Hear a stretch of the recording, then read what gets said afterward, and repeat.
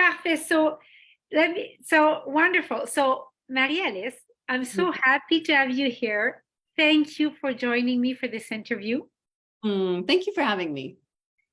It's such a privilege. So good to see you. I'm looking forward to our conversation. Okay. Hold on. Dan, ici, something is weird. Give me just 2 seconds. No problem. Faut que je sorte du plein écran. Comment je fais pour faire échapper? Parce que là, je vois plus ces élèves qui suivent. Attends, c'est ici. C'est juste ici peut-être ou là. OK. OK. Oui. Je vais juste remettre ça ici. OK. OK, comme ça, c'est bon. Je vais juste remettre ça ici. Can you speak, Mary-Alice? Yes. Comme ça, c'est bon. Can you speak, Mary-Alice? Yes. Okay. Let me just speak. Okay. So you hear me now? Yep, absolutely. Okay. Okay, we're all okay. For some reason, we're gonna get this through. Thank you. Okay, for some reason, we're gonna get this through. Pourquoi j'entends mon son encore d'un coup? Pourquoi j'entends mon son encore d'un coup? Because I have a feedback with the sound. Okay. Okay. So. So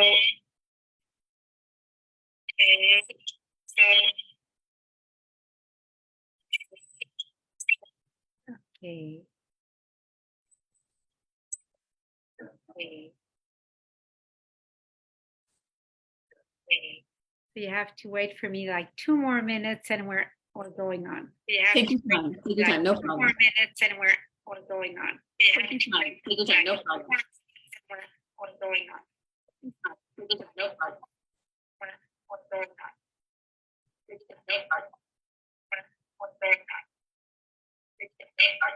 Is it your sound that would do okay. Is it your sound that would do is it your sound that would do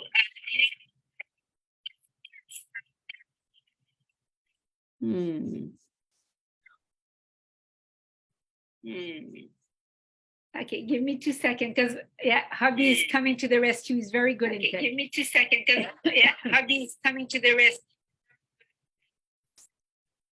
Hubby is coming to the rescue.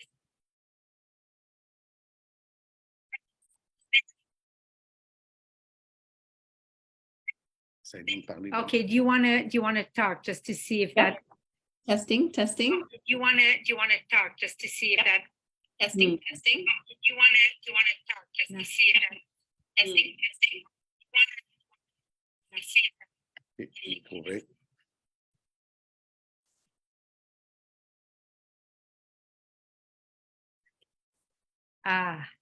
Can you speak? Yeah. I think we got it. I think I'm going to go on Facebook and then we're good. Merci à tout le monde d'être avec nous ce soir et de partager au maximum. 2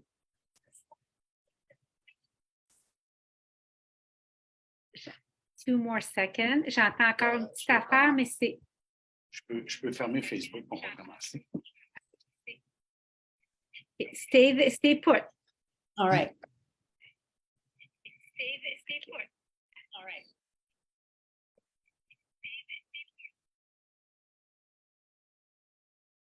Il est fermé au complet. Okay. Do you hear me now? I can. I think it's all good and I think we're good. Okay, finally. Yes. We did it. Merci tellement. Thank you. Okay. We all need a little tech support in our life, right? Yeah, right. Absolutely. So, Mary-Alice, thank you. It's an honor for me to have you here. Thank you for the invitation. And before we start, I would like to formally introduce you because I know you, but they don't know you. And it's a wonder why they don't know you yet, some of them.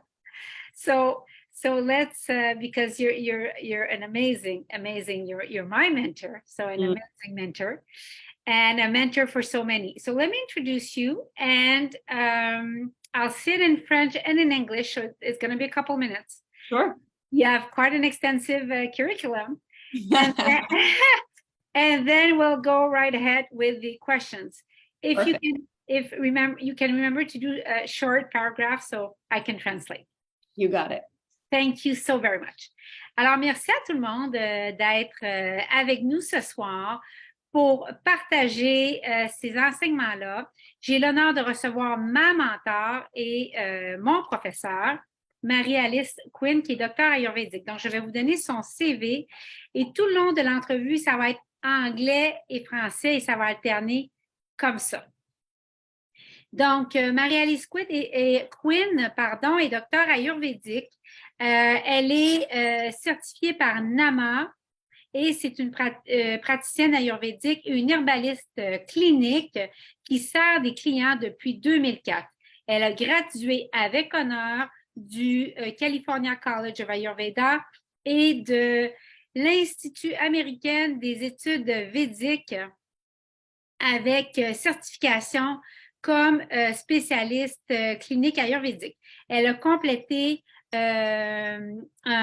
des formations post-graduées à travers les États-Unis et à travers l'Inde, incluant celle de l'Institut ayurvédique et de l'éducation internationale intégrative. C'est une étudiante passionnée pour la vie et elle continue de mentorer avec des leaders dans le fil de l'Ayurveda et dans la guérison naturelle. Elle augmente ses compétences cliniques avec la médecine des herbes, la diète ayurvédique et le style de vie.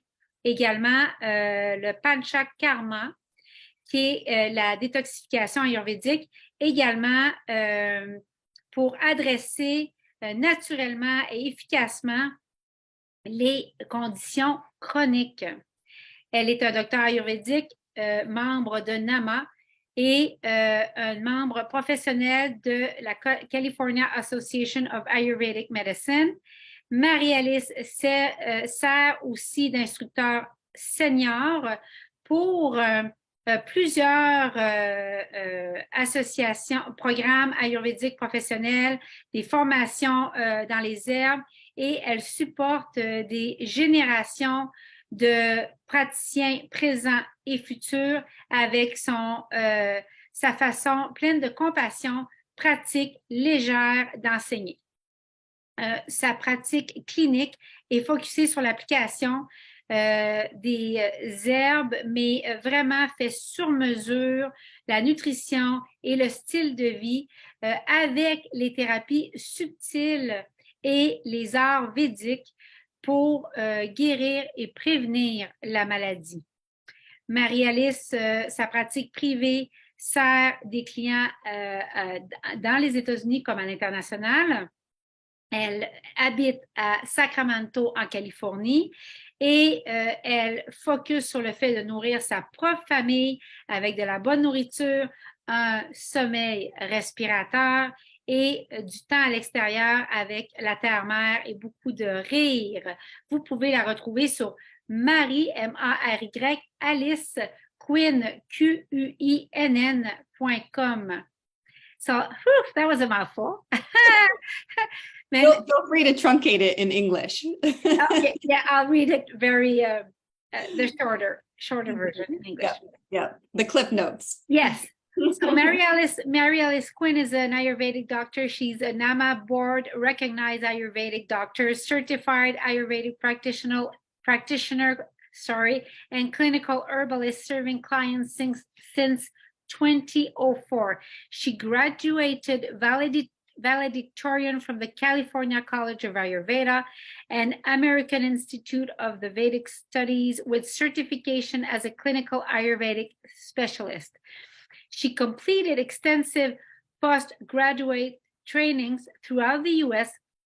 and in India, including those through the Ayurvedic Institute and International Integrative Educational Institute. A lifelong student, she continues to mentor with leaders in the field of natural healing, enhancing her clinical studies, enhancing your clinical studies, skills using herbal medicine, Ayurvedic diet and lifestyle practices, and Panchakarma to naturally and effectively address acute and chronic conditions. She resides in Sacramento, California, where she strives to nourish her family with good food, sound sleep, time outside with Mother Earth, and lots of laughter. You can find her online at Mary-Alice.com. Merci, Danielle, de partager sur notre page Facebook personnelle. Thank you for the warm introduction. Thank you very much. So, did you want to add something before we plunge into the questions? I'm thrilled to be here. I know we've been wanting to have this conversation for a while, so I'm glad that we got to coordinate it. And I'm particularly excited about the topic that we're going to speak about, which is herbal medicine. So I've been more curious to hear what your questions are. So please take it away. Thank you. Alors, Marie-Alice vient de mentionner qu'elle était très heureuse d'être ici. On a voulu avoir cette conversation-là à plusieurs reprises et ça ne s'est pas présenté. Et elle est particulièrement excitée de parler de ce sujet-là ce soir. Alors, j'y vais avec ma première question. When I was viewing your website, when I was looking for choosing my teacher, one thing that struck me, and it's not all the time, and it's rather rare that people that in the Ayurvedic world, a doctor or even practitioners they are so much vested and showcasing it, wanting to really dive and practice and master herb formulation. And that was an important step for me. I was looking for that because I wanted to really dive deep in Ayurveda. And that struck me when I came across your website, because it's not very often displayed in that way and with that intention of really learning and growing and mastering herbal formulation. So why herbs are such a passion of yours? Well, I'll tell you that it's been an evolution. I did not start off in my Ayurvedic studies knowing that I was going to be so interested in herbs, but I quickly became mesmerized by the possibilities. And what was the defining moment before, if there was any, before I translate?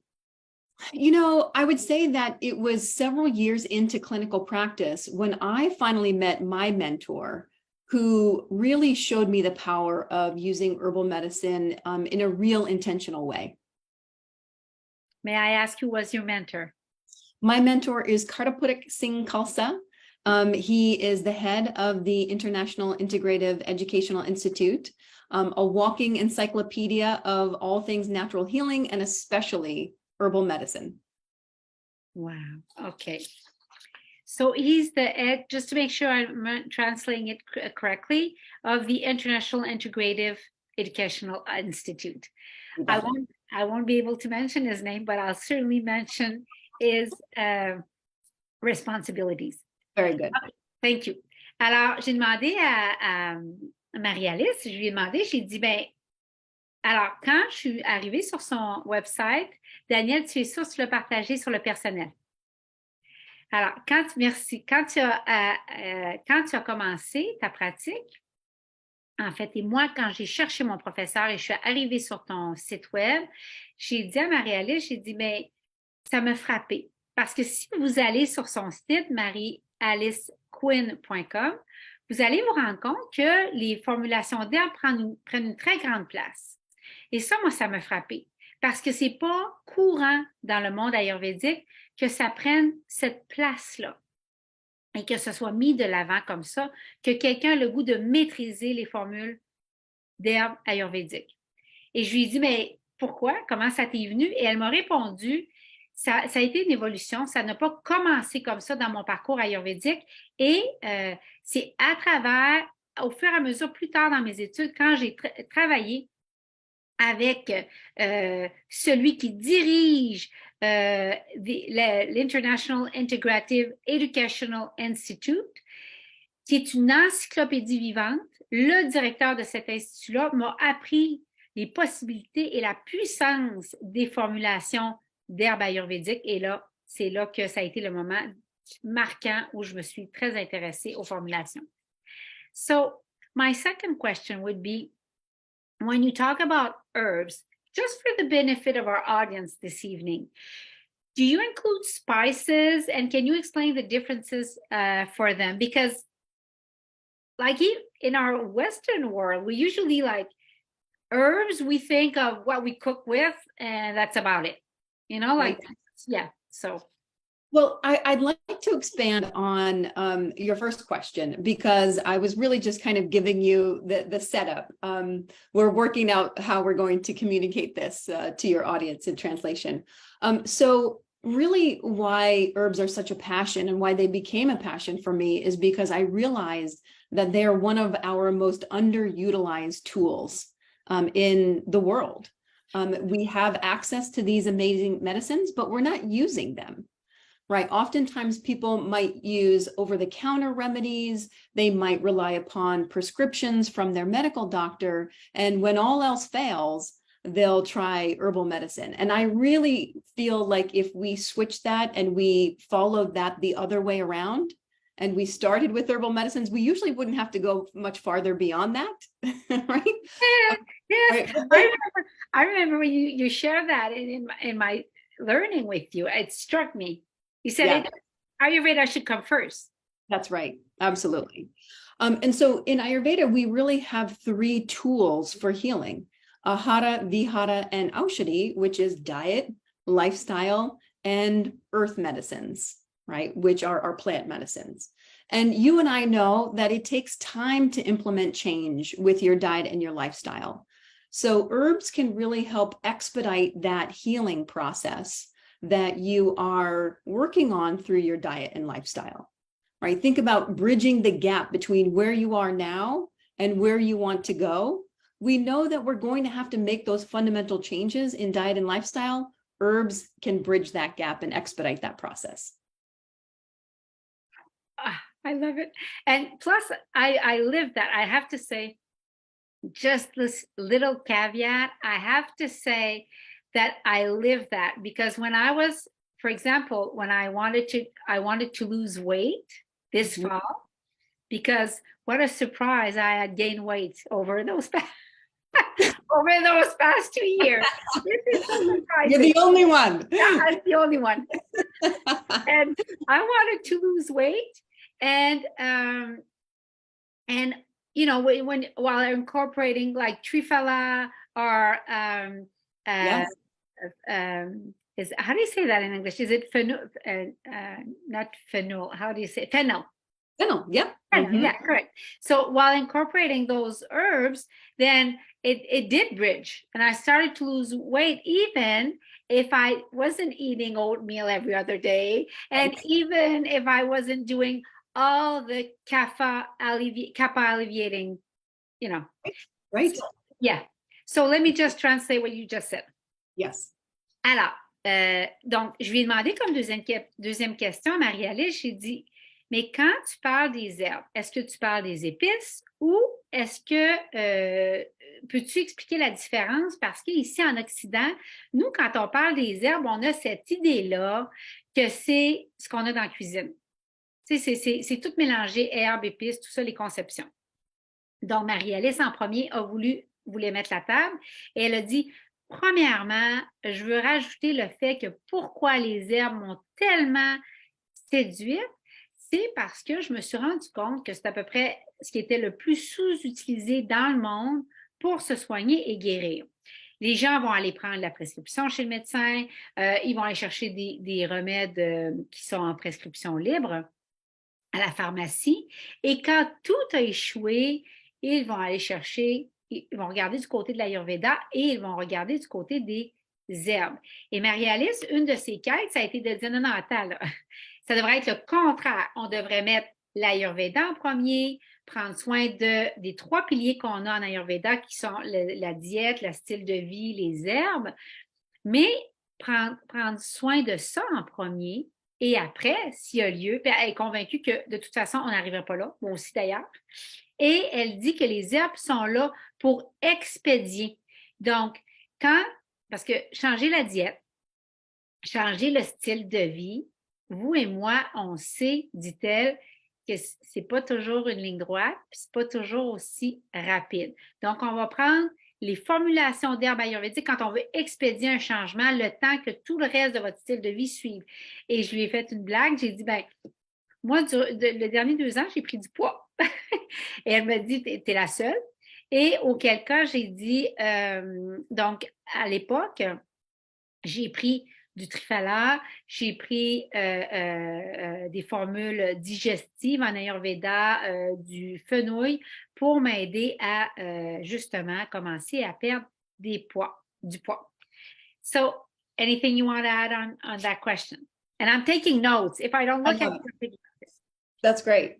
The last thing I'll say about that, which is also a gift of studying Ayurveda, is we learn that herbs are a part of a healthy, diverse diet, not just medicine for when we're sick, right? So we're conditioned into this understanding that we use medicines, whether they are natural or pharmaceutical, for when we're sick, but Ayurveda teaches us that this is part of a healthy, diverse diet, right? To have herbal medicines, which includes herbs and spices, as we'll talk about next.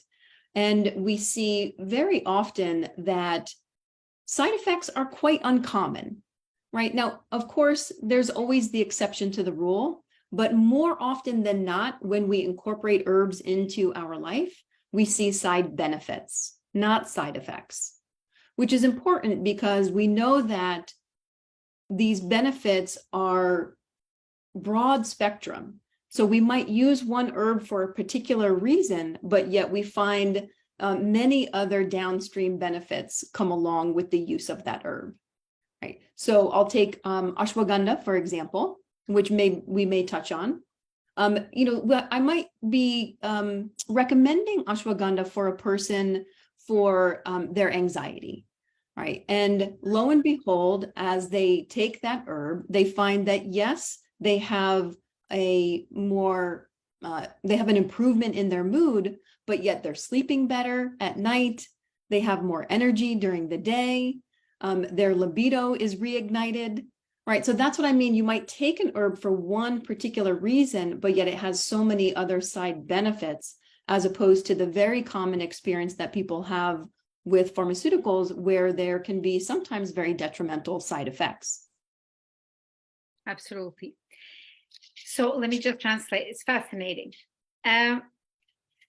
Ayurveda is that subject that you could just hours of it. OK, so Marie-Alice mentionnait, avant de continuer sur la question toujours des herbes et des épices, elle veut ajouter une chose que en Ayurveda, les épices, les herbes font partie de la diète. C'est pas quelque chose d'à part comme un médicament ou une prescription, c'est pas séparé, ça fait partie d'une médecine qu'on va prendre à tous les jours et au quotidien. Et elle disait qu'avec des formulations d'herbes, il n'y a jamais d'effets secondaires, ou très, très, très, très rarement des effets secondaires. Habituellement, ce qu'on va trouver, c'est des bénéfices secondaires. Par exemple, si on prend l'ashwagandha va être souvent, par exemple, recommandée pour l'anxiété. Quelqu'un va la prendre pour soigner son anxiété puis la diminuer, mais il va avoir des bénéfices secondaires à prendre cette formulation-là. Donc, l'énergie va augmenter durant la journée, la libido va augmenter et elle va se retrouver avec une plus belle énergie dans l'ensemble de la journée et un meilleur état d'esprit. Donc, on parle ici de bénéfices secondaires quand on parle des herbes en Ayurveda. Beautiful, beautiful. So when we talk about herbs, we do include spices. Now, there is a botanical distinction between what an herb is and what a spice is. herbs are the herbaceous leaves. So the leafy part of edible and medicinal plants, which those leafy parts of the plant may be used fresh or dried. We have very common examples, basil leaves, oregano, nettle leaves, tulsi, peppermint, right? These are technically herbs because they're the leafy part of the plant. Versus spices are, generally speaking, the hardier portions of the plant. So these would be the roots, the bark, the seeds. And most often we're going to find that the spices are used dried, although there's always exceptions. And they may be whole or they may be ground to a powder, right? So I can use whole peppercorns and I can use pepper that's ground, right? Pepper would be an example of a spice, whereas those leafy portions of the plant would be the herb. Perfect. Donc, la distinction qu'on va faire à partir de maintenant pour le reste de l'entrevue et ce qui est fait en Ayurveda entre les épices et les herbes, c'est que les herbes incluent les épices. Donc, ça veut dire que les herbes sont la partie feuillue. Donc, c'est la partie feuille de la plante. Ça veut dire la partie aérienne de la plante. Donc, ça veut dire, et habituellement, c'est utilisé frais ou séché. Le basilic, l'origan, la menthe verte sont des exemples d'herbes. Tandis que les épices, ça va être la partie la plus dure et la plus concentrée de la plante, je dirais. Donc, les racines, l'écorce, les graines, et ça va être la plupart du temps séché. Et on va parler ici de entier ou par exemple en grains. Un exemple, c'est le poivre. Donc, le poivre, on va l'avoir du poivre entier ou du poivre moulu, pardon. La traduction aurait dû être moulu. Beautiful. So, perfect. Now, question 3 I had for you was, you once said to me that you can take an herb, any herb, because we had that discussion while I was doing my garden last summer. And I said to you, I said, is there some Ayurvedic, like, I want to plant this and this and this, but, you know, if I wanted to do it more in an Ayurvedic way, and you said to me, you can take any herb and use it in an Ayurvedic way.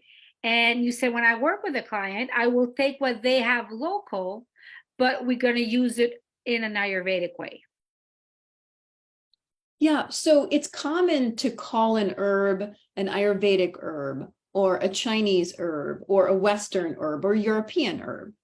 But herbs don't belong to any system or culture, right? That's a human idea. That's a man-made construct. Herbs grow all over the planet, and we know that they have affinities for particular regions and climates. So it was natural historically for systems to use plants that were available in the local area. But remember, Ayurveda is a system of healing whose principles can be applied to any herb, regardless of where it grows or what system it's traditionally used in. Right, so I can use a so-called traditional Chinese herb or a Western herb according to Ayurvedic principles if I know, or I can learn, or I can intuit the properties of that herb. Right, so that gets into Ayurveda's view of energetics, right? Whether a substance is heating or cooling, the taste of the substance, right? And therefore I can understand the effect on the doshas if I know the qualities and the characteristics of the herb, regardless of the system that it comes from. Does that make sense? That makes a lot of sense. So, OK. Alors, quand j'ai demandé ensuite à Marie-Alice, je lui demande, je lui dis, tu m'as déjà dit, puis ça, cette conversation-là, je l'avais eue l'été passé avec Marie-Alice, et j'étais en train de planter des choses dans le jardin. Et là, when you learn Ayurveda and you start to learn about all the principle, you start to obsess on Ayurveda. I don't know if anyone can relate. Like, you want to do everything Ayurveda. Alors, l'été passé, je préparais mon jardin et j'ai demandé à Marie-Alice, j'ai dit, j'aimerais planter des herbes et faire ça d'une manière ayurvédique. Et c'est là qu'elle me dit, elle dit, tu peux prendre n'importe quelle herbe et l'appliquer de manière ayurvédique. Et elle m'avait expliqué à l'époque, elle m'avait dit, Marie-Hélène, quand je travaille avec des clientes, je prends ce qui pousse localement pour elles puisqu'elles sont capables d'avoir localement. Donc, elle vient d'ajouter en ce moment qu'une herbe soit chinoise, européenne ou dans un système ayurvédique ou dans un système davantage occidental, elle relate que c'est une idée fabriquée par l'homme. L'herbe pousse sur la terre, dans le monde, et n'appartient pas à un système de médecine. Donc, alors, une herbe est naturelle et c'était naturel aussi, il y a des milliers d'années, d'utiliser ce qui était proche de où on était. Et donc, alors, on pourrait très bien en Ayurveda prendre une herbe typiquement associée à la médecine chinoise et on va la prendre et on va, d'après ses caractéristiques et selon l'Ayurveda va vouloir regarder ses propriétés. Donc, est-ce qu'elle réchauffe? Est-ce qu'elle refroidit? Son goût, son effet à long terme sur le dosha qu'on souhaite alléger, qu'on souhaite apaiser en ce moment. Et donc, c'est de cette façon-là qu'elle va le regarder, à travers la lunette des propriétés que l'Ayurveda lui donne.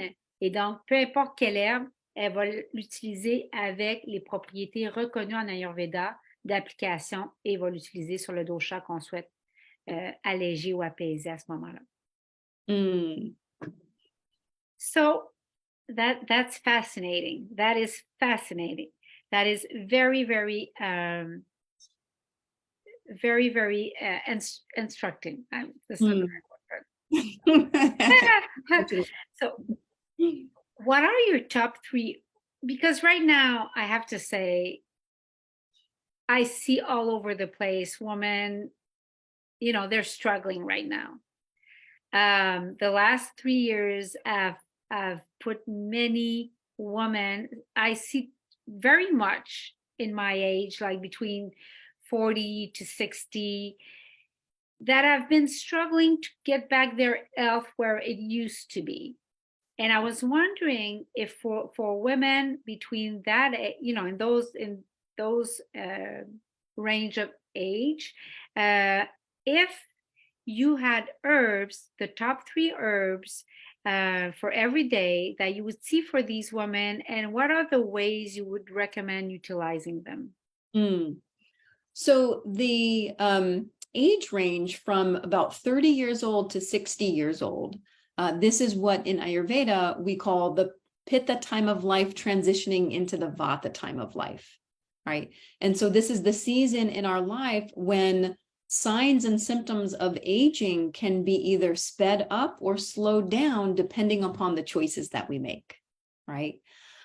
So I want to touch on 2 very common herbs because we're talking about a wide population and we're talking about everyday use, right? So I want to maybe inspire some deeper appreciation for some things that are hopefully accessible to almost everyone, right?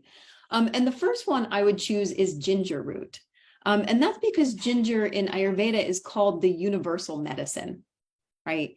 And one of the things that we see very commonly is when we're under stress and when we're experiencing the challenges of modern life, sometimes we're making choices in the foods that we consume that may not be optimal.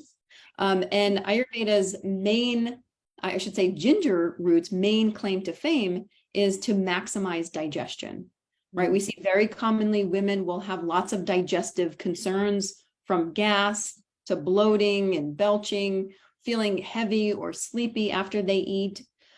So I choose ginger first because it can maximize digestion and absorption at a time where we may need that support for digestion. And we also see that nutritional deficiencies can be quite common at that time. And that might be at the root of many of the symptoms that we feel.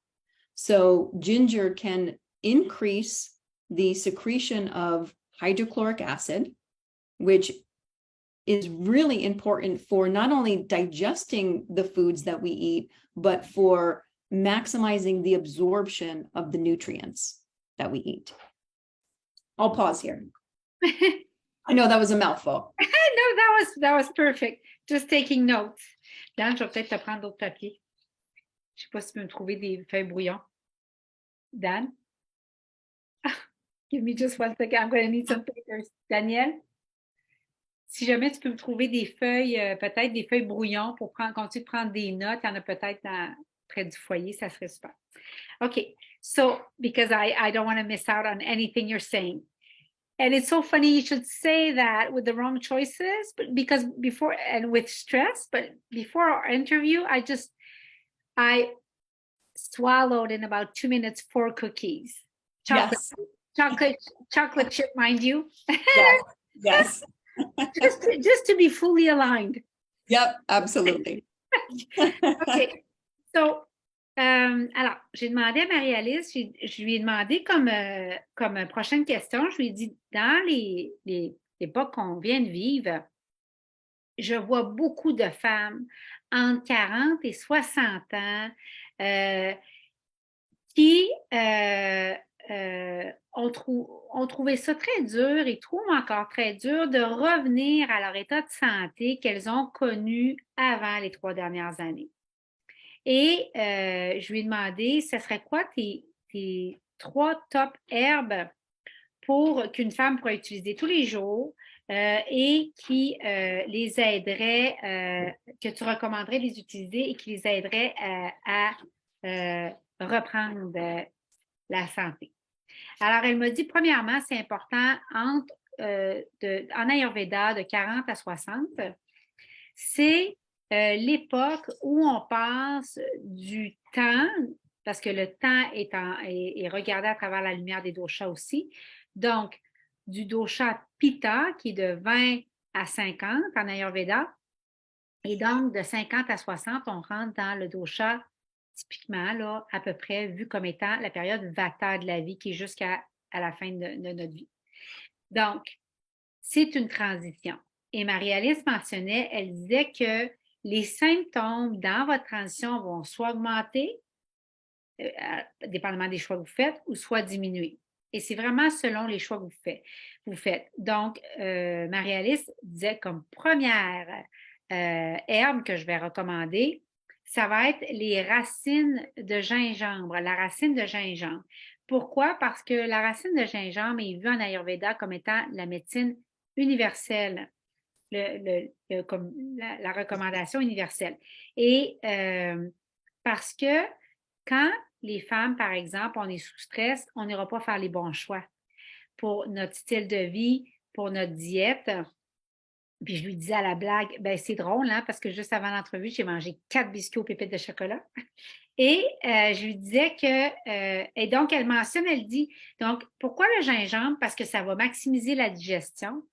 Et ça va maximiser l'absorption. Et souvent, les femmes, à cet âge-là, la digestion est plus difficile et il va y avoir des ballonnements, il va y avoir des gaz dans cette période-là. Et également, le gingembre va augmenter la sécrétion d'acide chlorhydrique qui va augmenter la digestion, maximiser la digestion et maximiser l'absorption aussi. Donc, voilà. Now, to answer how I would recommend using it, really getting it into your food is one of the best ways to use ginger root. So you can find ginger root. We've got quite a storm. I don't know if you can hear that. But, you can find ginger root fresh, in which case you can peel it and then you can chop it, you can grate it. and add it into soups and stews, any kind of a curry dish. That would be a wonderful way to get ginger in fresh. Of course, you can drink ginger tea. That's another great way to support digestion, circulation, as well as helping to alleviate some stiffness and pain that you might feel in the body. In order to stimulate digestion and appetite, you can make a very simple home preparation where you slice ginger very thinly, squeeze a little bit of lime juice, and sprinkle a little bit of salt onto the ginger, and then you just chew that before meals, say 15 minutes before meals, and that will really stimulate digestion. And you can also use that if you're ever feeling symptoms of indigestion after a meal as well. Beautiful. Wow, what a great little recipe that is so easy. Like it's So in easy. it's in our fridge. So you said sliced ginger, a little bit of lime juice, a bit of salt, and 15 minutes before before your dinner. Yep. And then after your dinner would be right after, or if you are feeling digestive symptoms, if you're feeling heavy or bloated or gassy or nausea, ginger is wonderful for that. So you can take it as an acute remedy anytime you need it. Okay. Or you can take it before meals in order to optimize digestion. And one quick question: will ginger aggravate pitta? Generally speaking, if you use it fresh, and we're using small quantities where you are, taking a couple of slices in the mouth, that's not really going to aggravate pitta.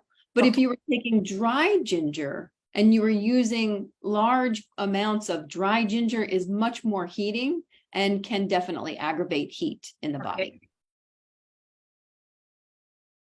I was just asking the question because inflammation is just everywhere. So I just wanted to know. Okay, we'll touch on that one next. Okay, good.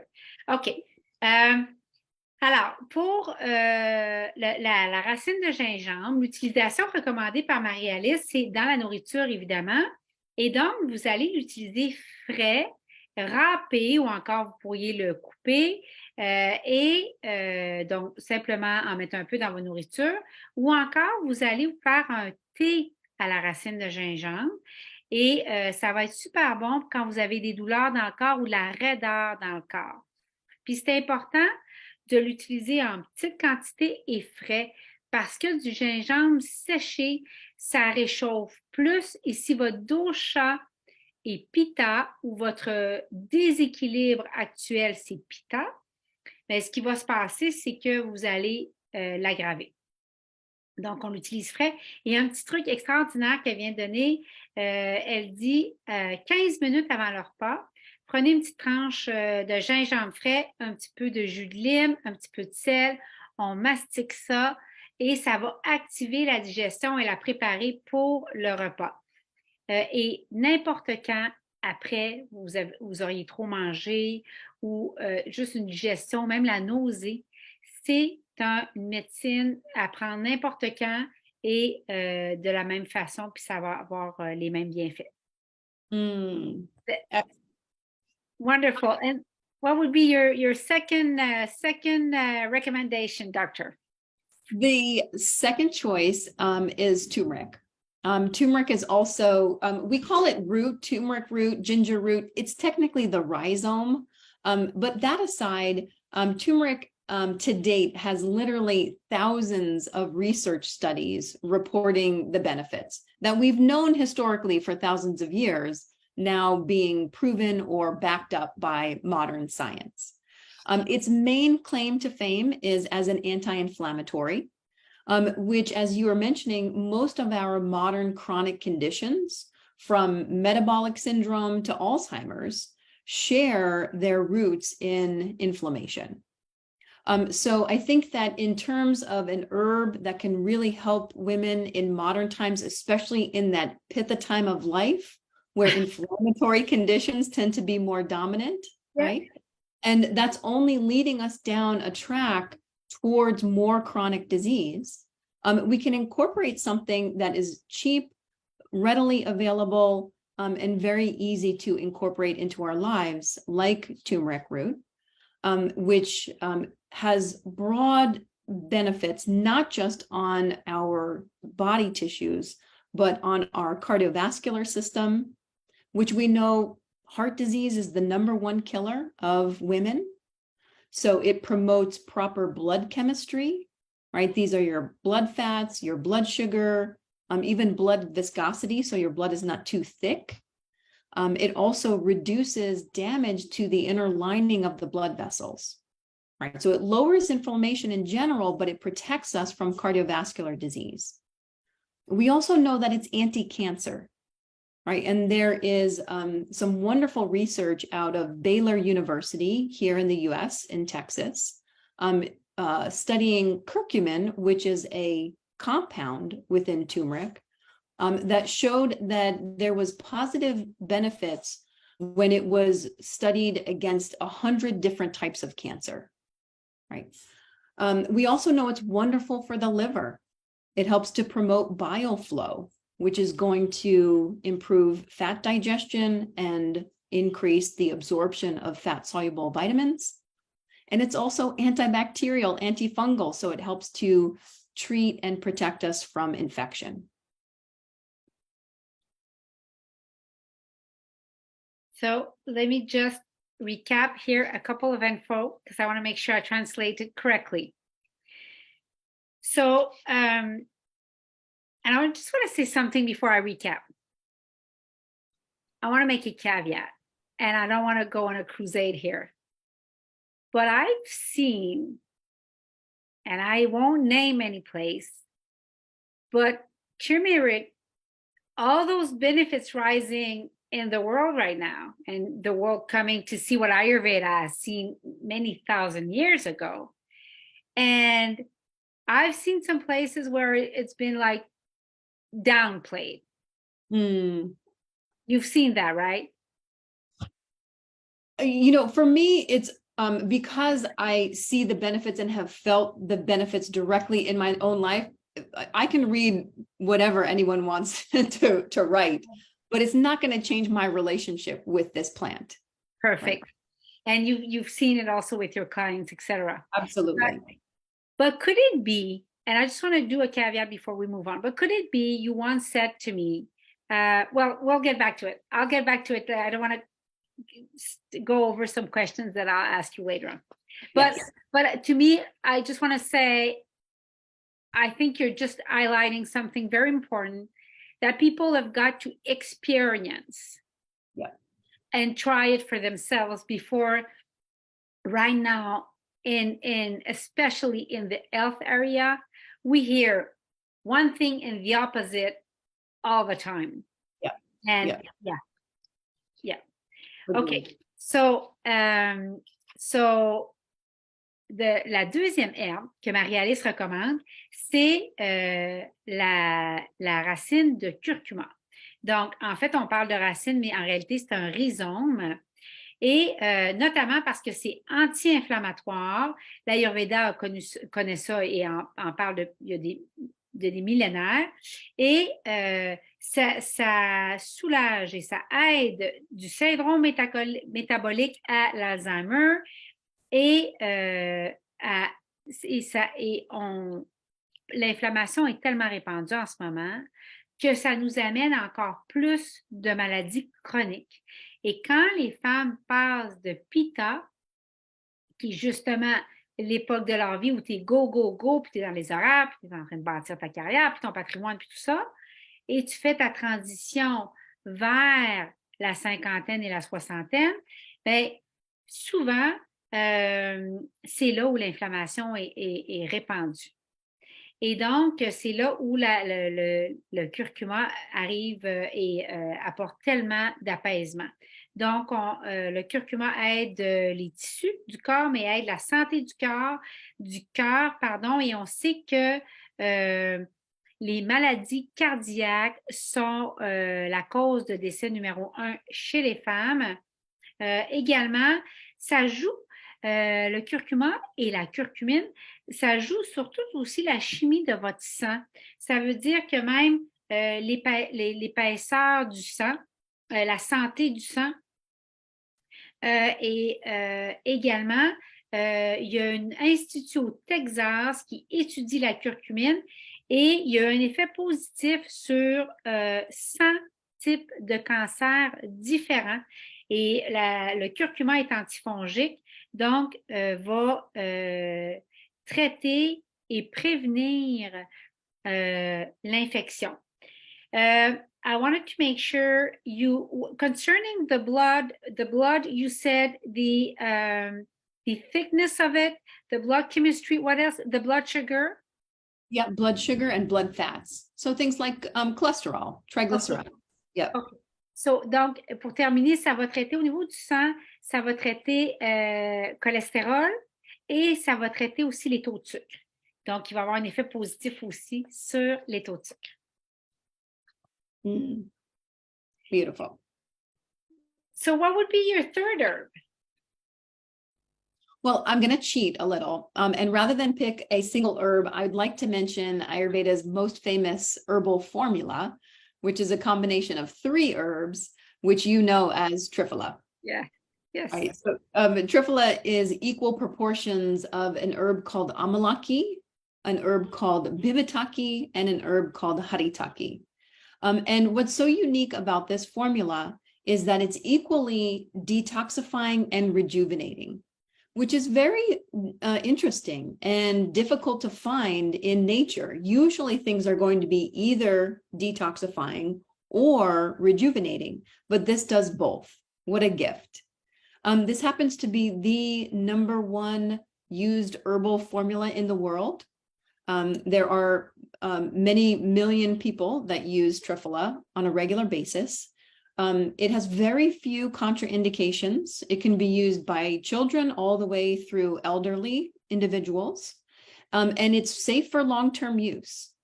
So although it has a very direct action on the gut and the bowels, it doesn't create any kind of a habit or a dependency on it. It won't weaken the bowels over time. It will strengthen the bowels over time.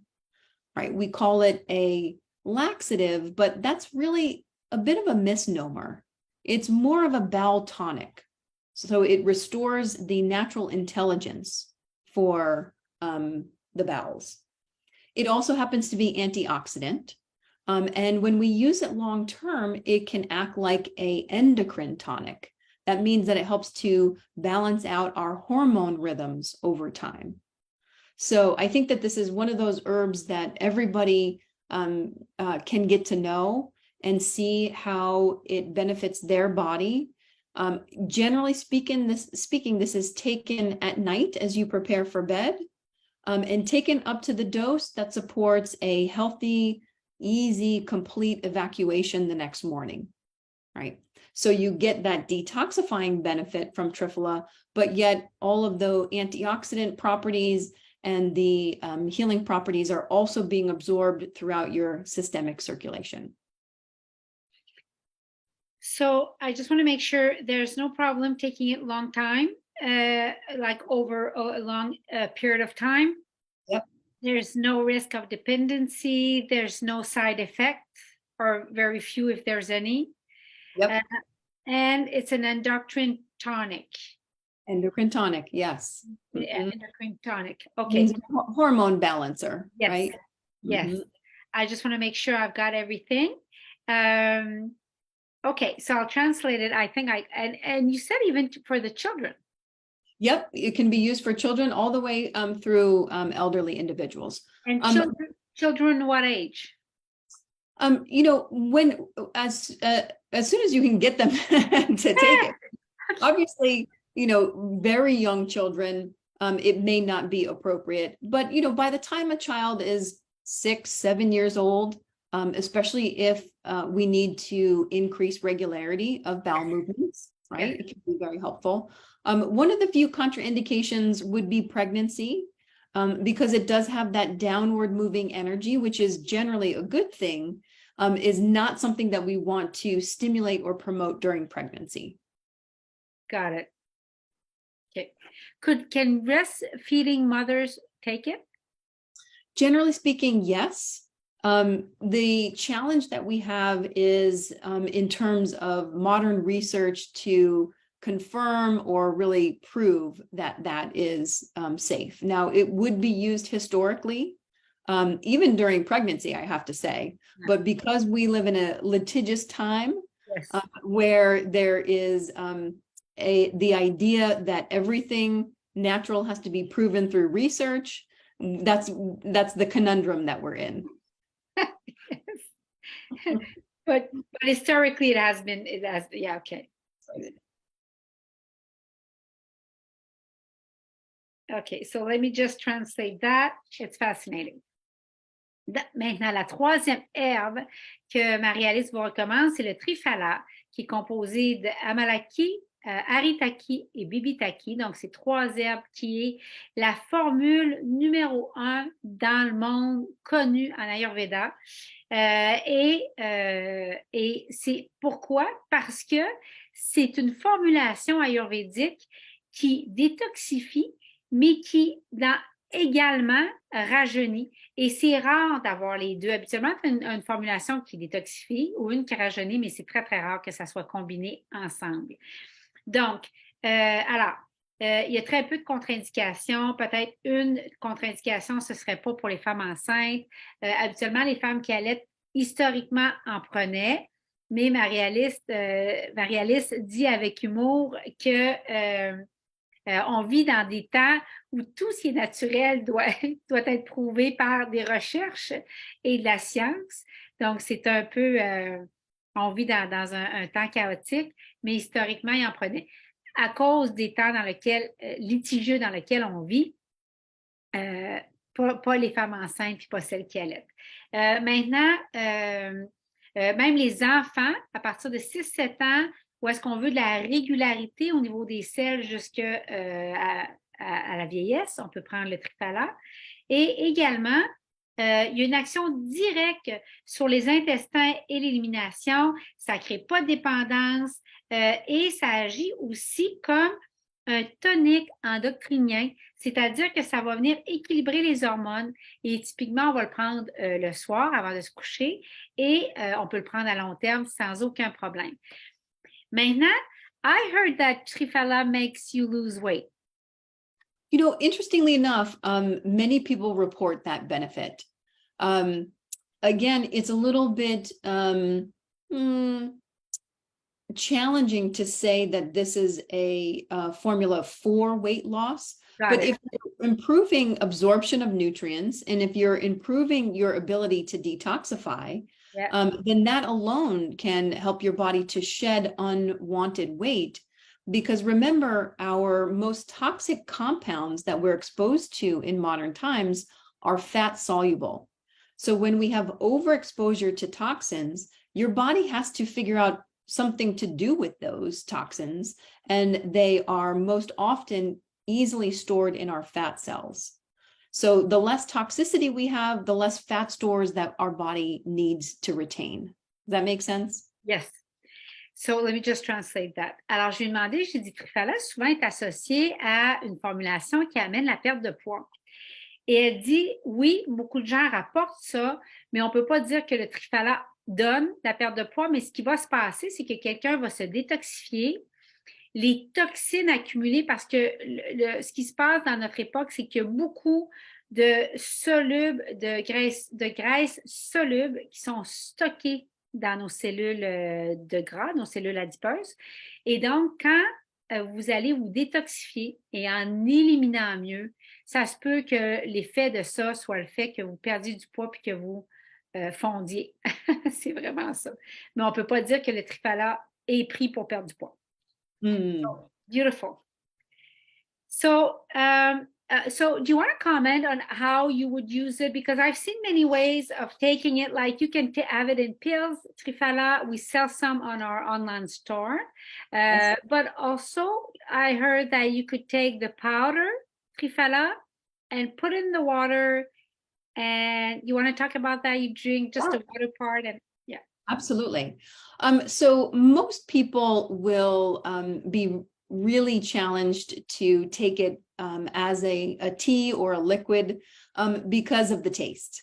It's a little sour, astringent, a little bitter. And so most people will not develop a habit of taking it regularly that way. The most convenient way to take it would be in capsule form. And that's totally sufficient. That's totally appropriate. Perfect. The most mild preparation, where it has less of an effect on the bowels, meaning it is less of a laxative action, would be a cool infusion. This is what Ayurveda calls Shita Kashaya, where you take a teaspoon of triphala powder and put it in water and cover it and steep it all day. And then at night, you're going to drink the liquid and leave the dregs, leave the plant sediment at the bottom, then refill that same glass, that same vessel with that same teaspoon of triphala, cover it and let it soak all night. And then in the morning, drink just the tea, and then you discard the plant material and start over, right? So that's what we call a cool infusion or a Shita Kashaya, which would be the most gentle preparation for triphala powder and would be more of a tonic, right? More of a strengthener to the bowels rather than a laxative to the bowels. But most people are going to take triphala at night as they prepare for bed because that support for healthy elimination is something that many people are seeking, right? And in which case, taking it with some warm water will enhance a bit more of that laxative, gentle laxative action. Okay. So let me I just want to make sure I got the Shita Kashaya right. So Yes. it's 1 teaspoon of triphala. You would put hot water. You don't have to use hot water. You don't have to use hot water. You can just put room temperature water. You're going to soak it all day. In a glass quantity. Soak it all day. And then at night, you drink what is not the sediment. You drink just the liquid. You got it. Leave the sediment. You do it one more. Yes, you got it. Okay. And that would be the more the gentle form of it, when you want just a little bit of the benefit, but you just want to go in the laxative route. Exactly. You got it. Okay, got it.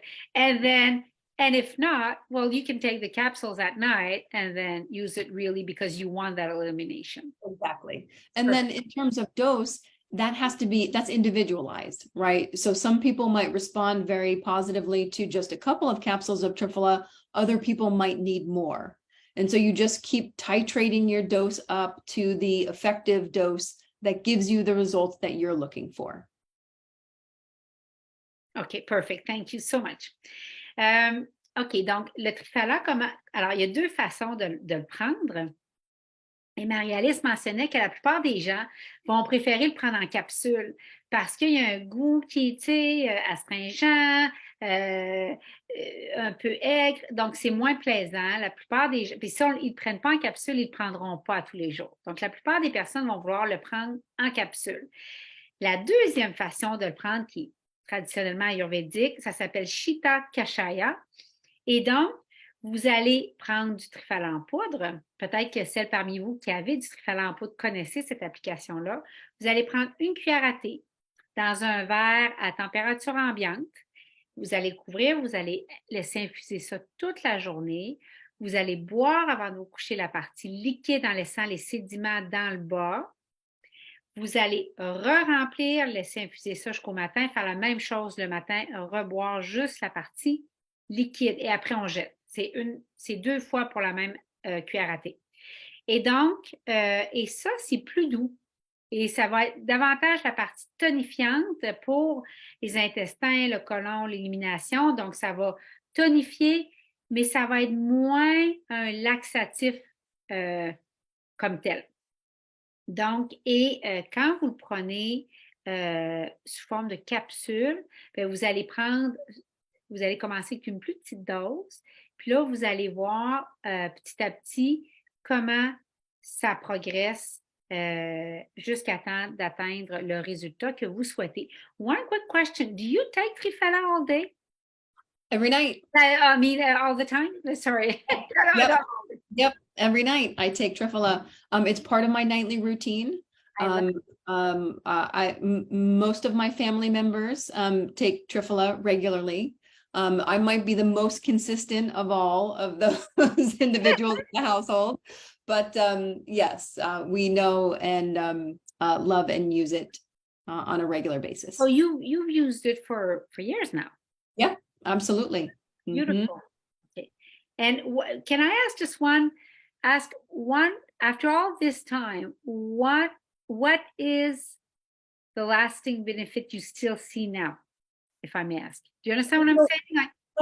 I do. And this is a hard thing because, when we incorporate things into our routine in small amounts, it's an investment in our health for the long term. And the most challenging thing is we're never going to know what diseases we prevented, right? And so if you were able to clone me and we both lived parallel lives and one of us takes herbs and the other one doesn't, then we would be able to see what happens, right? Specifically from the herbs. But I can say that generally speaking, I enjoy excellent health, excellent sleep, great bowel movements, good energy, clarity, right?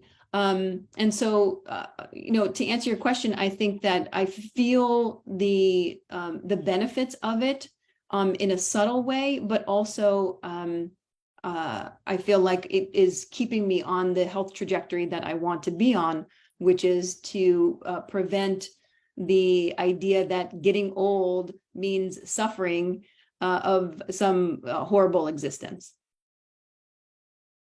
I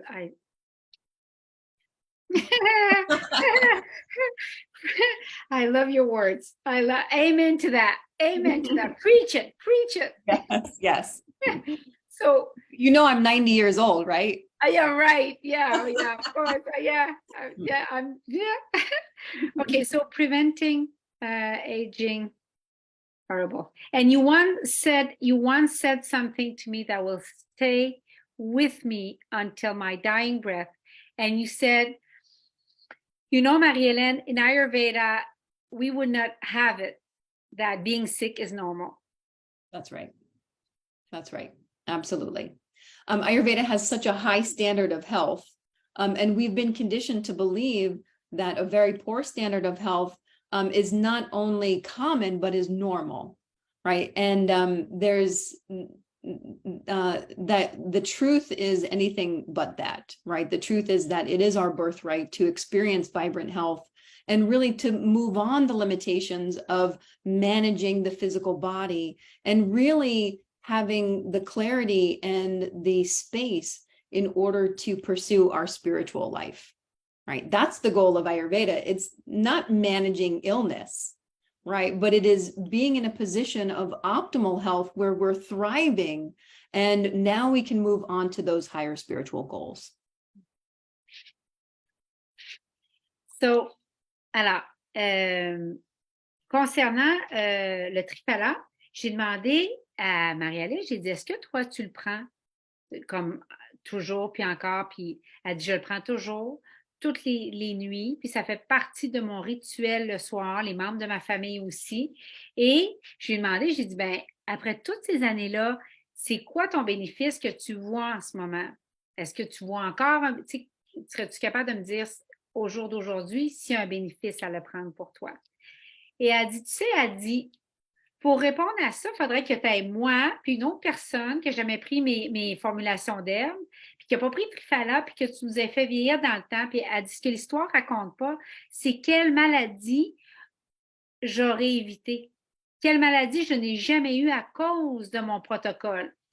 Mais elle dit une chose est certaine, elle dit, j'ai de la clarté, j'ai de l'énergie, j'ai une régularité, et je sens juste que j'ai une continuité. Je suis comme jamais malade et je sens que je suis sur une trajectoire de santé, que j'atteins mes objectifs santé que je veux atteindre. Et elle m'a dit, c'est vraiment important de sortir cette idée-là que on peut juste vieillir et avoir une maladie incroyable puis connaître une fin de vie super malade. Ce n'est pas nécessaire, ce n'est pas souhaitable, ce n'est pas obligé que ça soit ça. Et je lui ai dit que jusqu'à toute ma vie, je me souviens d'une phrase qu'elle m'a dit durant mon cours qui était tu sais, Marie-Hélène, l'Ayurveda n'accepte pas la maladie comme étant un état normal. Ça n'acceptera pas la maladie tout court. C'est pas acceptable d'être malade. Et parce que le fait qu'on a normalisé d'avoir une santé qui n'est pas bonne, ce n'est pas l'Ayurveda. L'Ayurveda est à propos de croire que c'est notre droit de naissance d'être en santé et que de dépasser les limitations du corps parce qu'il est en santé. Puis une fois qu'il est en santé, on n'a plus besoin de s'en préoccuper autant. Puis là, on est prêt à poursuivre des objectifs spirituels plus élevés. C'est ça le but de l'Ayurveda. C'est de maintenir le corps en santé pour qu'on s'adresse à des choses plus importantes, hein, comme étant amour, puis à servir, puis remplir notre dharma. Donc, so perfect. Those are the top 3 herbs. Now, my other question for you was, can you explain in your view, and tell me if it's redundant from what we just discussed, but why common herbs right now, like just your general opinion about it, why all of a sudden the resurgence, I don't know if it's the right word in English, but we're seeing like turmeric, ashwagandha, shatavari. Ayurveda has known this like for thousands of years. And now all of a sudden it's mainstream. Like we see it in Glamour magazine and whatnot. And why, how do you explain that as a doctor? Well, I really think it's individualized to the herb, right? Because, for example, with turmeric, we now see substantial research that's supporting the traditional use, right? And so when you have literally thousands of research studies on a particular herb, that is definitely going to bring it into the awareness of the general public, right? When it comes to something like ashwagandha, ashwagandha is the quintessential adaptogen. I'm not sure if we want to talk more specifically about what an adaptogen is, but adaptogens are probably the most important class of herbs for the modern condition because they are balancing, they're non-toxic, and they help us to improve our resiliency, right? They help us to shift our perception of stress because you and I can agree stress isn't going anywhere anytime soon. Right? We're never going to be able to run away from or eliminate stress. It's a part of life. It right? seems we're growing gardens and gardens of it right now. This is true. We're making the culture. Yeah. So that's really important that we have these herbal allies that can help to shift our perception of stress. And that really is the key, right? So they help us to be more resilient. And what do we need more than ever in modern time is resiliency, right? So I think that's why ashwagandha became quite popular, at least within the last 5 to 10 years. And to your point, very well understood for thousands of years in Ayurveda. In fact, at the height of the pandemic, I was walking into a drugstore and I almost knocked over this display of ashwagandha gummies. Right? Now, you could, I mean, ashwagandha is a very mild herb. You could probably take the entire bottle of ashwagandha gummies and not really feel anything. That's not the appropriate form. That's not the best dose for ashwagandha. But in one sense, I felt quite pleased to see the ancient herb that I've been using for 20 years and have been studying in mainstream view. But at the same time, I questioned whether this is a good thing or not. Sold to the public in the form of a gummy, right? Yeah, of course. And of course, when it comes to something like Shatavari, this is the premier tonic for women in Ayurvedic medicine that's used for issues spanning from menarche to post-menopause. So again, I think as women are awakening to their power and their potential, they're also demanding better healthcare. And in demanding better healthcare, they're not finding it in the conventional medical system. So they're seeking outside of the system into alternative ways of healing, like Ayurveda. And that's one of the first herbs that they are going to be introduced to. Let me just translate that.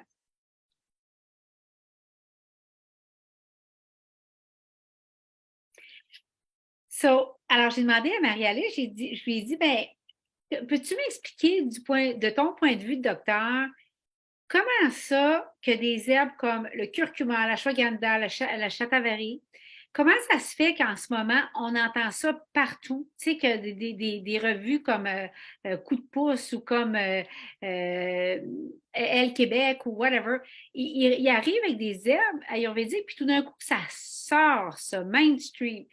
J'ai dit, comment t'expliques ça? Alors que l'Ayurveda connaissait ça il y a 5000 ans. Là. Et elle dit, c'est individualisé à chaque herbe, ce splash-là médiatique. Et donc, par exemple, quand on apprend qu'une herbe a fait l'objet de 1000 études, évidemment que là, ça va sortir et ça va avoir tout le spotlight. Et elle disait que la ashwagandha, notamment, c'est la quintessence des plantes adaptogènes. Donc, et c'est la catégorie la plus importante. Pourquoi? Parce qu'elle n'est pas toxique et elle augmente notre résilience. Et en ce moment, on doit shifter notre compréhension du stress et le sens qu'on lui donne.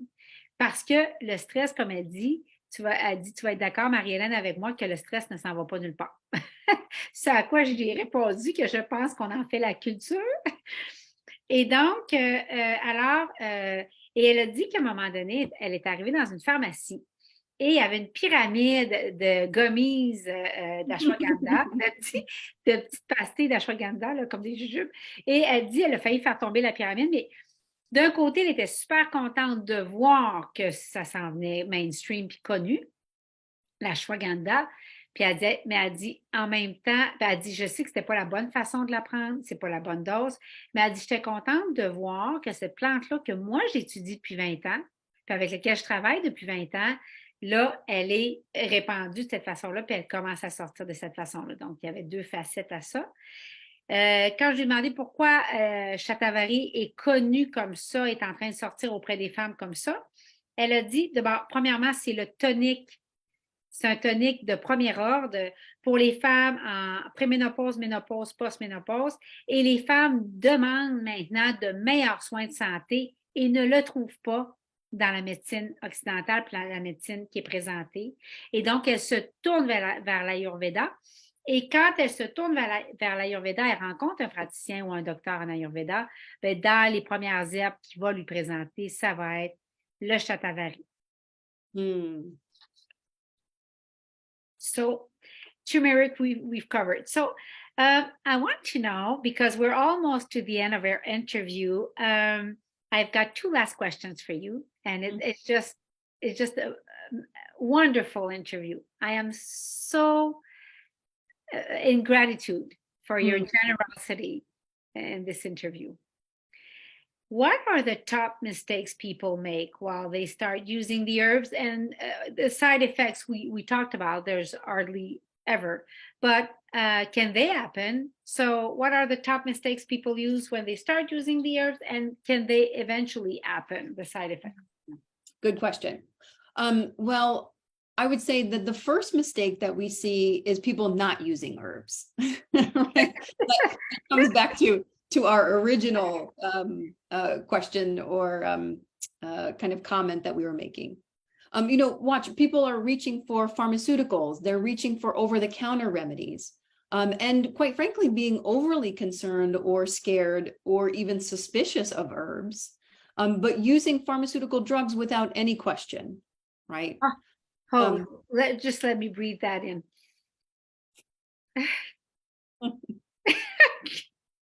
Okay, you can continue. That was a nugget just there. Like we just had to. That was a aha moment, right? I'll give you an analogy. Yeah. So being overly suspicious of herbs while you're taking a laundry list of pharmaceuticals is like living in a house full of convicted criminals and being suspicious of the mailman that comes to the door. I don't know. I have so many images. I don't know why. Yeah. So the next mistake I would say is only using them when you're not well, as opposed to using them to keep you well, right? Incorporating them into your daily life to prevent illness, right? Not just to reach for them when, we have fallen sick or, we burnt ourselves out, right? Because as we saw with things like ginger and turmeric, they're very easy to incorporate into your daily life in your diet, improving digestion, having profound effects systemically on lowering inflammation. We talked about using things like ashwagandha in order to increase your resiliency so that you can shift your perception of stress. And so you can continue to maintain the work that you're doing, right? So not incorporating them more regularly. The next concern that I see is where we think of herbs in a biomedical model. And so that is where we might think of X herb for Y condition, right? Some famous examples would be, we only think about saw palmetto for prostate issues, or we only think about St. John's wort for depression, right? Which there are many other actually more effective herbs for that. So it's best to use herbs in an energetic model in order to get the most benefits from them and to minimize any incompatibilities, right? So rather than just thinking about an herb for a condition, getting to know the nature or the qualities of that herb so that you can take an herb that is suited for you, right? Not just your condition, but for your particular current state. And then I would say the biggest issue of all is assuming that pharmaceutical style doses translate to herbal medicines, right? And so it's very common to... Give me an example. So most pharmaceuticals would be dosed in milligrams. Some are micrograms, right? Most herbs start in the gram range, right? And so part of the problem is the way in which herbs are packaged and sold. It gives us this idea that, they should be like pharmaceuticals. So if I take, a tablet of a painkiller, I should be able to take one single capsule of an herb and have the same effect, right? But these are completely different medicines. One is a very targeted chemical. Another one is a broad spectrum supportive kind of a remedy, right? And so we have to learn what the therapeutic dose is for herbs and not to be surprised when we have to take multiple capsules, more often than we would have to take any pharmaceutical, right? Or multiple cups of tea, right? Just larger doses in general are going to be necessary to get the effects of most herbs, yeah. Right? So yeah, and I love the way you explain it, because you had explained it to me at one point, and you said,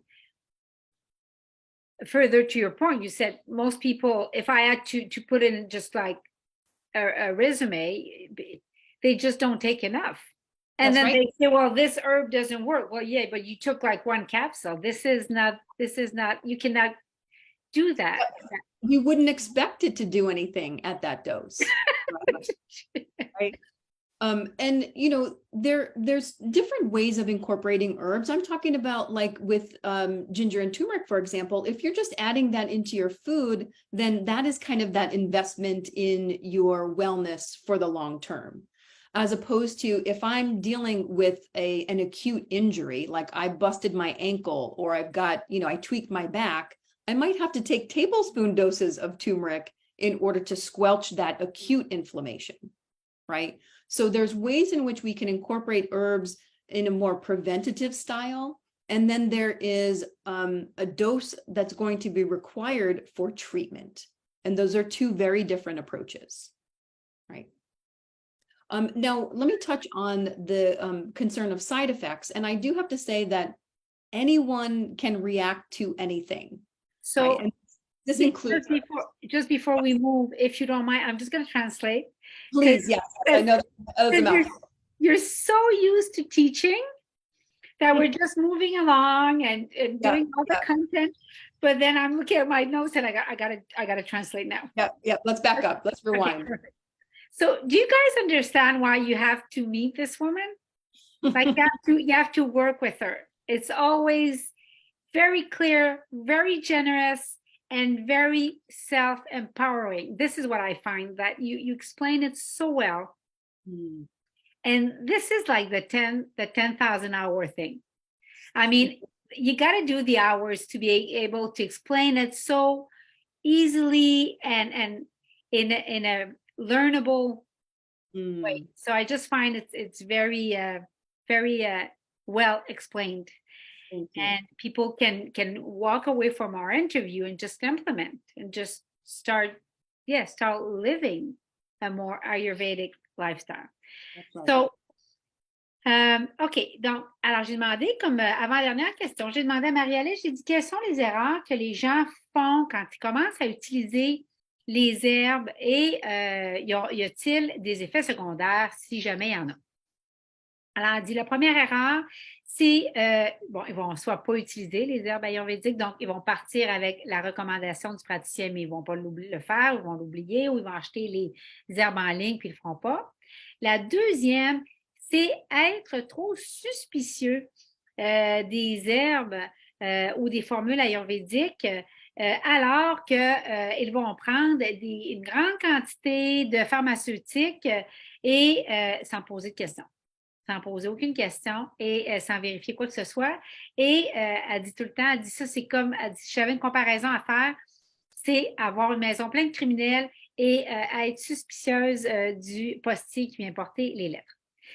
Donc, l'erreur numéro 2 que les gens vont faire avec utiliser les herbes en ayurvédique et les formulations ayurvédiques, c'est qu'ils ne vont pas l'utiliser pour prévenir, mais ils vont les utiliser quand ils sont malades.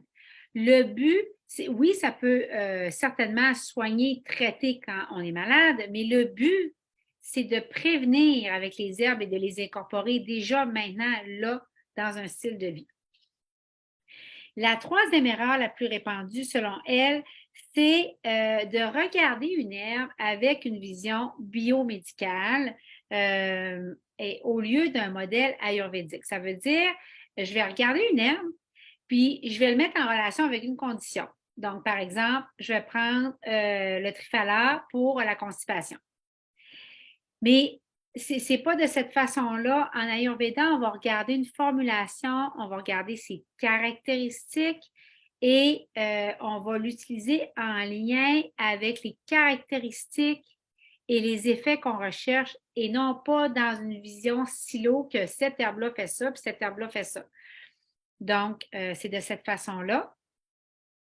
Et la quatrième erreur la plus répandue selon elle, c'est que les gens vont comparer, essayer de faire un système, une façon de comparer ou de mettre en relation les doses d'un médicament pharmaceutique, puis trouver une espèce d'équivalence avec des doses de médicaments d'herbes ayurvédiques. C'est pas comme ça que ça fonctionne. Alors, par exemple, les doses pharmaceutiques vont être des microgrammes parce que c'est un médicament très, très spécifique, puis c'est un composé chimique, alors que les herbes, on va par exemple parler de grammes. Donc, les quantités ne sont pas les mêmes et on est ici face à un médicament qui a un large éventail d'effets et de caractéristiques bénéfiques, tandis que le médicament de la pharmaceutique, c'est pour un effet, une condition, c'est très ciblé. Donc, évidemment, les doses ne sont pas les mêmes et également, elle disait, il y a 2 types de doses différentes. Est-ce qu'on veut en Ayurveda prévenir ou traiter? Donc, si on a une inflammation généralisée, la quantité de curcuma ne sera pas la même que si je suis en train de juste prendre du curcuma tous les jours pour maintenir un bon terrain. I think I did it right. Yes. So anything you wanted to add before we do the last one? Oh, we wanted to go into side effects. Yeah, so I was just mentioning that, anyone can react to anything, and that includes herbs, of course. But again, our social and our medical conditioning causes us to oftentimes be overly concerned with herbs. The herbs that are more well known for side effects, generally speaking, are not widely available to the public, right? But a really good rule of thumb is to start low and go slow, right? Start low and go slow means you just start with the smallest practical dose. For most herbs, that's going to be at least 1 gram of that herb. And then you start to increase your dose slowly to see how your body responds. And unlike pharmaceuticals, where we are told this is a very specific dose and don't mess with your dose unless I tell you, when it comes to herbs, we encourage our clients to experiment with dose, right? We have to find how they're going to respond. And one person can respond very differently than another person to the same dose. Some people are very sensitive and responsive. Other people, we need large doses in order to affect change. And the only way to know that is if they're willing to incorporate that herb, work up to their therapeutic dose, and essentially experiment, right? Now, most of the side effects that we might see are they're mild. Yeah, I'll just translate that bit. Yes. You said, okay, I just wanted to make sure you said that the herbs that do have bigger, are known for side effects, usually are not readily available. That's right. That's right. Okay. Good. Thank you for your patience. So, alors, je vais traduire. Donc, j'ai demandé, parle-nous des effets secondaires pour les herbes. J'aimerais ça qu'on en parle un peu plus. Elle a dit, premièrement, tout le monde, principe de base, tout le monde peut réagir à tout. Même chose dans le monde des herbes en Ayurveda. Mais de manière presque généralisée, les herbes, quelques herbes et très particulières qui donnent des effets secondaires habituellement ne sont pas disponibles pour le public en général. Et elle dit le principe de base avec les herbes, comme en toute chose d'ailleurs, c'est de partir petit et d'augmenter les doses. Alors, par exemple, 1 gramme et puis tu augmentes. Mais ça demande que la personne soit disponible de prendre les herbes et de l'expérimenter. Et elle dit, contrairement aux pharmaceutiques, où est-ce qu'on dit c'est cette dose-là, puis touche-y pas, à moins que je te dise de changer ta dose, en Ayurveda, on va expérimenter parce qu'on reconnaît que chaque personne est différente et on va vouloir prendre l'herbe et augmenter graduellement jusqu'à temps qu'on atteint la cible du résultat souhaité. Absolutely. So most side effects are going to be short-lived.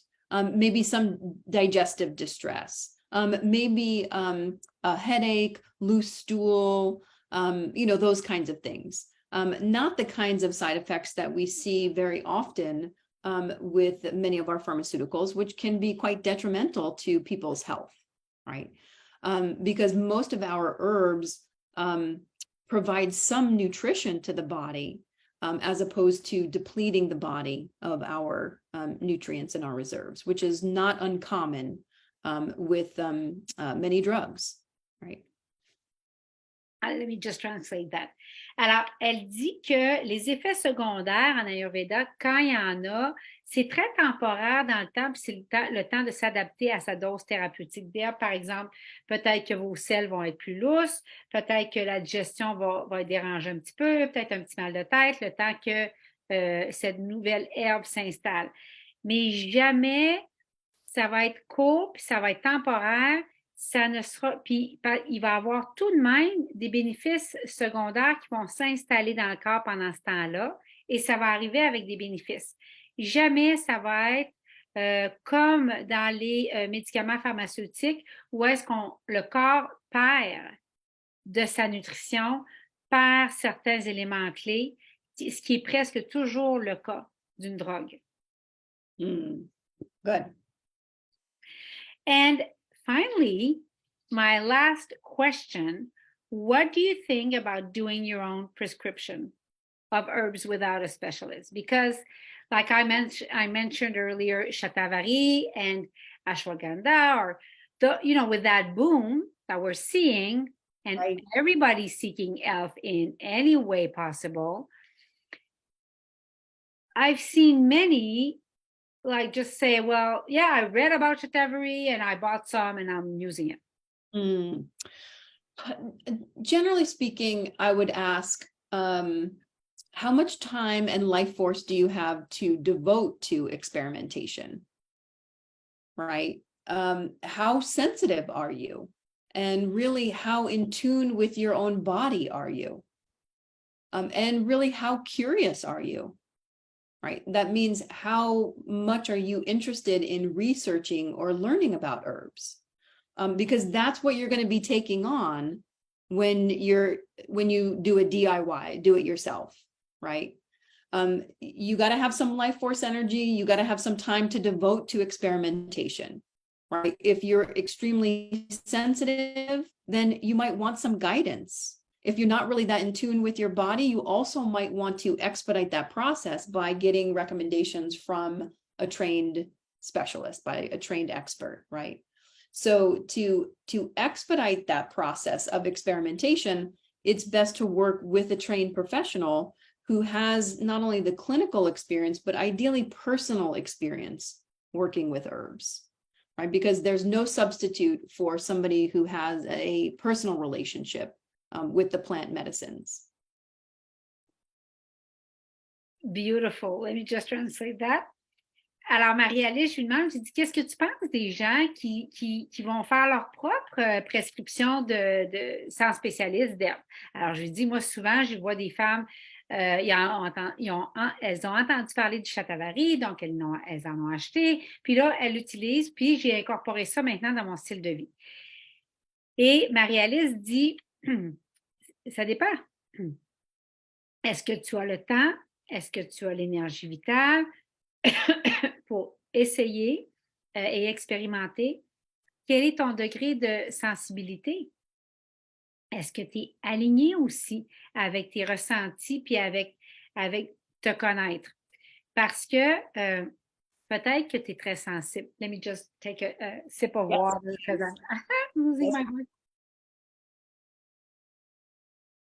Elle dit,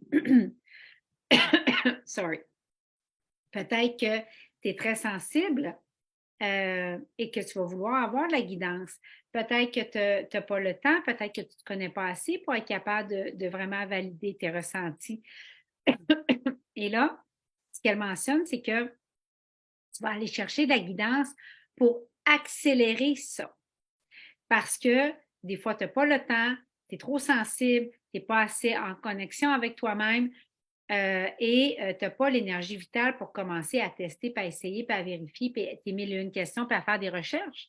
Parce que ça prend du temps. Puis il faut être capable d'interpréter les recherches que tu fais. Donc, et elle va dire, elle ajoutait que on va vouloir à ce moment-là travailler avec un docteur ou un praticien en Ayurveda, non seulement pour son expérience clinique, mais son expérience personnelle. Parce qu'il n'y a rien comme de travailler avec quelqu'un qui a cheminé avec les herbes, qui a vécu avec, qui les a testées. Et c'est là où je parle du raccourci avec les fameuses 10 000 heures. Des fois, on n'a pas 10 000 heures pour avoir une meilleure santé, puis pour régler une situation qui nous rend inconfortable et qui nous prend de notre énergie vitale. Donc, voilà. So, Marie-Alice, I want to thank you so very much for that interview that has been so rich, so profound, and so empowering. This is the word that I kept hearing while you were speaking. And I would like to know Do you accept new clients? Do you work from, I know you work from people from wherever, and where can people reach you best? Thank you. Yes, into the foreseeable future, I'm accepting clients into my practice. You can reach out to me through my email address, I should say through my website, where you'll find my email. My website, as you mentioned, is MaryAliceQuinn.com. It's MaryAliceQuinn.com. And I'd be more than happy to chat with anyone just to make sure that my services would meet their needs. I do work exclusively in a remote-based practice. And of the 20 years I've been in clinical practice, 12 of those years have been working through telemedicine through remote practice. So that's not a new format to me. I'm very comfortable. It works really well. So long as you have some visual medium that we could see you through, then absolutely it could work out. Wonderful. And I love it that you have room for clients, because I really want people to understand that you're a seeked teacher. And so you teach extensively and different levels of future practitioners. So yeah, you're way up there. a lot of competence. So alors, pour Marie-Alice accepte des nouveaux clients de partout dans le monde sur 20 ans de pratique. Elle a fait 12 de pratique à distance. Maintenant, sa pratique, c'est uniquement à distance. Et donc, aussi longtemps que vous avez un support visuel qu'elle puisse vous voir pour échanger avec elle, il n'y a aucun problème. C'est ce qu'elle fait depuis 12 ans. Donc, ce n'est pas nouveau pour elle.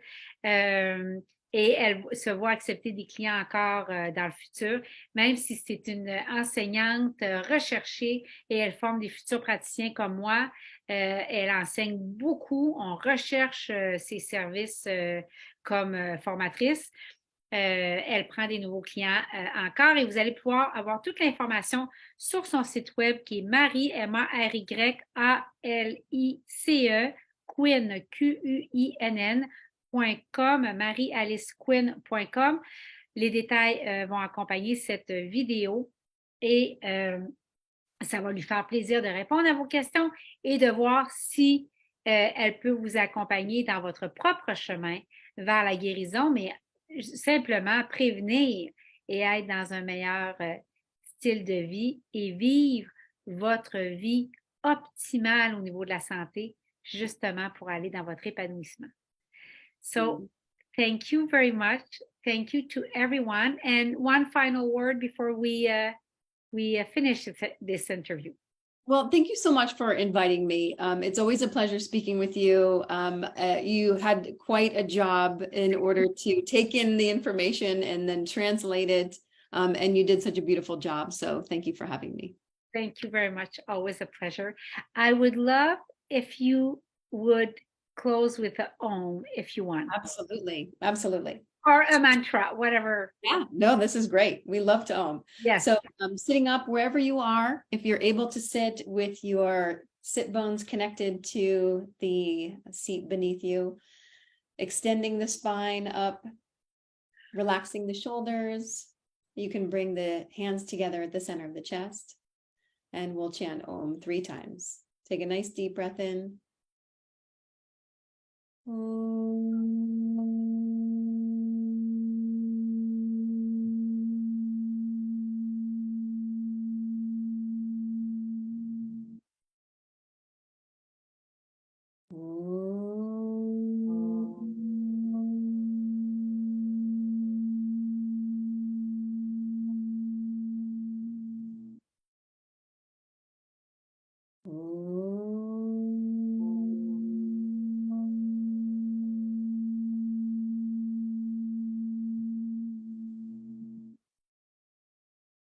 Namaste.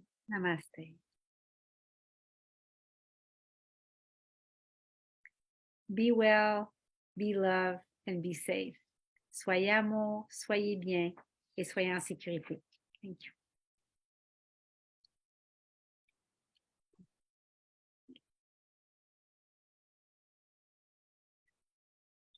Fin de la réunion.